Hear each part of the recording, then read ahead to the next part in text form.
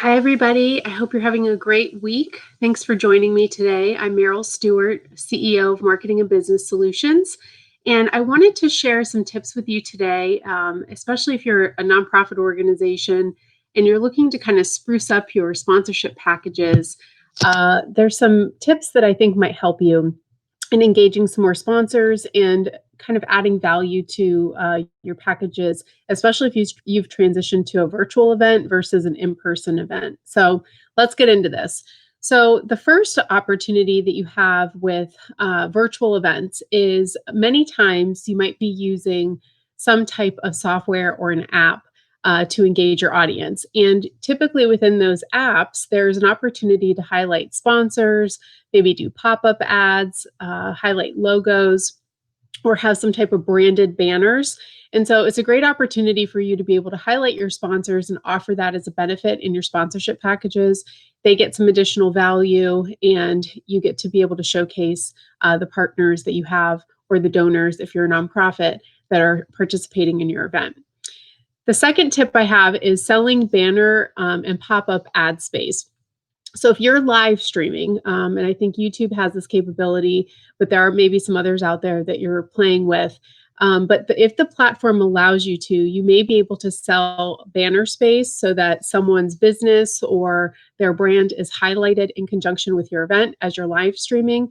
In addition, they may have the opportunity for you to add pop-up ads that may show up at certain times during the event or conference, whatever format that you're working with, that can also highlight those things. So look into that, see if that's something that your platform allows for. And if it is, try to play with it and see if that might be a good benefit to add to your sponsorships. The third tip I have is brand transitions between speakers or slides. So we know we've all been to presentations, especially at conferences in person, where you may be doing some type of presentation, and in between the slides that someone may be using, there's an opportunity for a sponsor to maybe plug their support, but also to showcase their brand. And so think about those transitions between slides or speakers as an opportunity to showcase something. It's kind of like a mini plug or mini ad, and it could be something stationary with just an image, or it could be someone speaking from the sponsor's perspective in between those transitions to highlight the support that you have. So that's something you can add to your sponsorship packages. You could also add thank you ads. So maybe there's a segment or a part of your program or presentation where you might want to thank somebody, and it may be a business or individuals. That might be a good option too, if it's not so much advertising as it is thanking. So consider that. The fourth tip I have for you is use sponsored intros and video ads. So something we've been playing with on a couple of our client projects are having sponsors as part of their benefit package to submit their own ads. So we've set an amount of time where maybe they can submit a 30, a 15 second, or maybe a minute long ad. I probably gear more towards 15 seconds or 30 seconds at the longest, but where they can submit something that they've created. It can be streamed, as part of your live stream program. It could also be something that's played if you're doing some type of PowerPoint presentation. But it's something that the sponsors can add as added value for their business. You can also have sponsors introduce certain segments of your program. So if you're thinking about how a conference typically works, sometimes sponsors are allowed to come up and introduce maybe the next speaker or the next segment or the next presentation. Those things maybe are something that you want to consider offering as well. So think about that and take a look at how that might fit into your program. The fifth tip I have for you are overlay logos.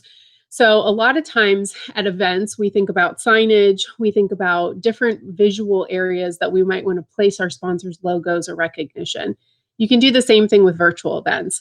You can come up with some type of banner that is in the backdrop of maybe your main presentation or certain breakout presentations, or maybe something that is geared towards a certain part of your program, especially if you're sharing stories or personal experiences people may have. You can add sponsor logos as kind of to that screen or that backdrop to recognize them. The other thing you can do is that while there's a presentation going on, you can consider adding their logo to kind of the bottom third segment of the screen. That way it's kind of a little bit out of the way so it doesn't take away from the content that's being provided through the program, but it also gives recognition to a sponsor, during a program. So that way it's kind of off to the side, down towards the bottom, and that can be an added benefit that you add to your sponsorship packages. Sixth tip I have are breakouts and break areas. So if you are running a program similar to a conference where you have breakout sessions, it's a really great opportunity for there to be sponsors that are dedicated to sponsoring those breakout sessions. And it can be in the form of a live feed where you have a live breakout session, a sponsor is in that session, they actually help facilitate maybe the discussion, or it could be break areas where maybe people gather to network, and that sponsor can also be in that space, in that break area virtually, to answer questions, to network with others. It gives your sponsor some added value in being able to connect with your participants directly, especially if the breakout session is focused maybe on a topic that your sponsor is, efficient in or fluent in. It's something that adds value for them to be able to share their expertise with your participants, for them to ask questions and develop a little bit of a dialogue. It also gives that sponsor just some extra branding as kind of an expert in that space, or someone that's hosting those conversations. So if you think about, what it's like to have a vendor booth at a conference, it's kind of similar in concept to that, except they just kind of get to facilitate those conversations in that breakout space. So I thought that was kind of a cool one to add, and I haven't seen many people doing that. So take a look at that. The seventh tip I have for you is to promote sponsors on social media. So something we've been doing with our clients recently with some of their fundraising planning is trying to integrate the message of the sponsor, or to add the benefit in the sponsorship packages of sharing that sponsor's information and involvement on social media. And we've typically tailored that so that the higher level sponsors get more posts and more recognition on social media, and some of the lesser sponsors may get lesser recognition, but they still get recognition. And make sure you're tagging people and linking to people's pages. All of that goes a long way, and the amount of eyeballs that are on that from your audience to their audience and anyone else that's tagged in those posts is really valuable from a marketing perspective. So think about, how can you integrate your sponsors and that recognition into social media? The eighth tip kind of ties into that. If you have a landing page for your event, or maybe you set up an event through Facebook, there are opportunities to also brand those pages. So be thinking about how you kind of integrate someone's logo, their links, their tags on social media into your landing pages for people to learn more about your event. And on Facebook, especially if you set up a virtual event, there's opportunities to be able to add logos, to add information about your supporters and your sponsors there as well, that's valuable to them from a marketing perspective. The ninth tip I have for you is to offer keynote sponsorship opportunities. I've been to conferences where maybe the lead sponsor, typically in most times only the lead sponsor, has the opportunity to offer some kind of keynote delivery. And so that may be something that works for you. If it is, take a look at it, figure out how you can integrate one of your key sponsors, especially if it's like a presenting sponsor, into your program where they actually have the stage, they can deliver some keynote messaging that should tie in with your program. It shouldn't be just a commercial for their business, but something that provides value to your audience. And they can also say, we are thrilled to be a part of this event and supporting, your business or your nonprofit. But it's a nice way for them to feel like they have the spotlight and the stage without taking too much of your program up. And it also gives you the ability to kind of increase maybe some of those sponsorship dollars if they have that virtual platform. Let's see, what else do I have for you? So number 10, sponsored question and answer sessions. So a lot of times, people have questions. They want to know how they can get involved, how they can access more information, what to do next. And for sponsors, it's a great opportunity, again, to interact with the participants. When you think about businesses, especially who are looking at sponsorship opportunities, one of the things that they're trying to prove is return on their investment. And part of that return is, what audience am I exposed to? Who is seeing my brand and interacting with me? And is that going to turn into business for me at some point down the road? Is it going to be worth my time and energy to participate in something so that I can prove that there's a return on the investment that we've made? And even though they're involved in community giving and partnerships and all of those things, corporate social responsibility, they still need a return on their investment. So if you can link up a sponsor with some type of question and answer session as part of your program or part of a conference that you might be putting together, consider doing that and having them lead discussion or help facilitate the questions as maybe some other experts answer them. But it's a great way for them to participate and be able to interact with your participants. Number 11 is probably one of my favorites, and I've actually experienced this, so I can tell you a little bit about this. So you can surprise attendees with home delivery. So I've participated in two things that I've seen this happen with that I just thought was awesome and really a great idea. One was a virtual gala that I had attended back towards the end of the spring, and they actually had the opportunity to order food and wine and other kind of elements to create this atmosphere at home for us to participate in their gala as they were streaming online for about an hour. It was a fantastic experience. The partners involved that provided the food and wine did a flawless job of getting all of that to the registered participants for the gala. And it was just a great experience. It was fun to be able to kind of bring something that you typically attend out in public with a bunch of people to your own home space and still enjoy it and be able to support an organization. So that was pretty cool. The other experience was with a corporate retreat. So a colleague of mine had a corporate retreat.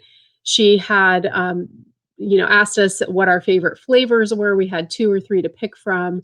We had no idea what it was, and we ended up having these happy hour boxes that were delivered to our houses. It had the mixers, the shaker, all the ingredients to make your own adult beverage, and we all got online towards the end of the retreat and had happy hour together. But it was in a really awesome box. The company that did it was a local company, so it was just something totally different, unexpected, and just great to participate in. So from a sponsor perspective, you could look at, someone to sponsor those boxes. Maybe they can put some of their branding on it or include it in the box. You can also look at maybe supporting local businesses. And maybe they help donate part of those contents to be, delivered to participants. So think about kind of that in a different way, but something kind of really cool to add to your event. And I definitely enjoyed it, and I'm sure other people will. The last tip I have for you are virtual event bags. So you think about all of the bags that you get at conferences and events that are filled with stuff. Half the stuff you look at, half the stuff you don't. Some of it you actually use, most of it you might not. It's always kind of an added value for the sponsors to include something in there, an extra branding for them. But virtual swag bags or event bags are kind of a little bit of a different thing. Still the same concept. You want, to collect things and offers from your sponsors. It's a great way to include that as a sponsor benefit. But the better part about it is that you can actually track engagement. So if they are certificates that you redeem, maybe it's a link to a course or some kind of educational material. Maybe it's a consultation that someone's offering or something else. They can provide links for you to basically include in this virtual event bag.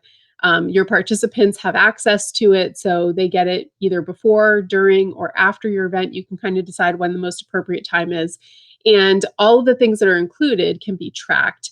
The sponsor can track engagement, so they can see exactly how many people clicked on those links and participated in some of the items within that bag.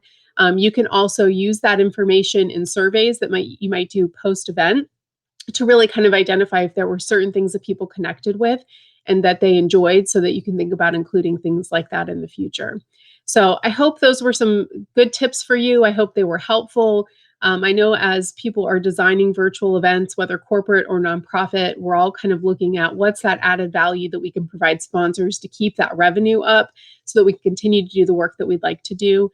And I thought some of these were kind of pretty interesting and a little bit different than what I know I've seen out there in the past few months. So if you have any questions, please feel free to reach out. You can leave them here on Facebook in the comment section, and I'm happy to respond to you. And for more information on what we do with clients in the corporate and nonprofit space, please visit www.mymabs.com. It's MYMABS.com. And I hope you guys have a great weekend.